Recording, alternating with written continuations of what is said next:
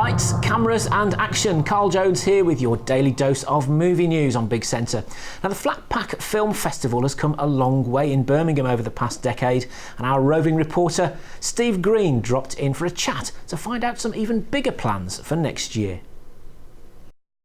Hi Carl, I'm here at Birmingham Open Media with Flatpack Festival Director Ian Francis. Hi Ian. Hello.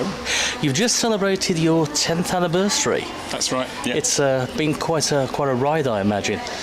We were really chuffed. We've started, as you probably know, we started out as a film night in a pub in Digbeth, and it's grown from there really. And this year we really took over the city centre. We had an inflatable in Victoria Square, and Gas Hall was the hub, and all sorts of new venues and new audiences, and it went really well. Yeah, interesting. You've kind of gone full circle, because of that very first festival back in 2006, you had an event built around the TV series Gangsters. That's right. The Martin show. Yeah. Now, of course, this year you're celebrating, in a sense, the Birmingham's appearances on film again.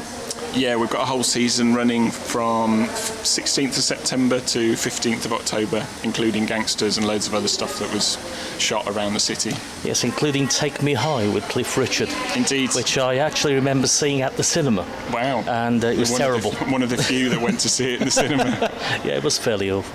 It's not a perfect film, I'll grant you that. Because of course the festival itself takes place in April, but you run events all through the year. That's right, yeah, we're doing more and more through the year. We've just started on a project with the BFI on film audiences in the West Midlands. So that's taken us over to the Black Country and Rugby, and we're doing some stuff in Staffordshire. It's kind of broadened out what we do quite a lot. It's really exciting. What would you say is the sort of unique selling points of festivals? I mean, not Flatpack festivals.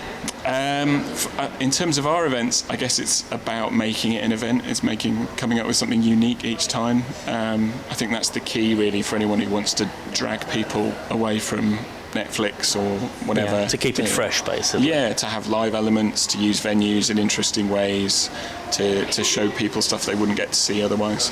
To get film personnel along as well. I know you've got the director of I Bought a Vampire Motorcycle coming along to that screening, plus the two writers. That's right, yeah. So what do we have to look forward to in future years at the festival, do you think? We're just planning for number 11 at the moment. We're going to keep the city centre focus, I think. We're also looking at the canals, maybe doing some more around Birmingham's canal network. But yeah, it's all the full programme gets announced just after Christmas. It's cool. Early 2017. Well, I look forward to seeing that when it's announced. Anyway, thanks very much. Back to you, Carl. Thanks to Steve and Chrissie Harper behind the camera there for that report. We'll have more from Steve next week. Now, I'll leave you today with a bit of movie trivia with a local flavour. 50 years ago this month, can you believe, Elvis Presley was putting the finishing touches to his musical crime adventure called Double Trouble. It's the one where he sang Old MacDonald Had a Farm. We'll gloss over that bit. Now, it's the only time in his film career that he co-starred opposite a British leading lady. And that lady was none other than Annette Day, who turned her back amazingly on the film business after that one film and ended up working in a safe-making factory in Telford instead. Each to their own. Elvis even bought her a car as well after the end of that film.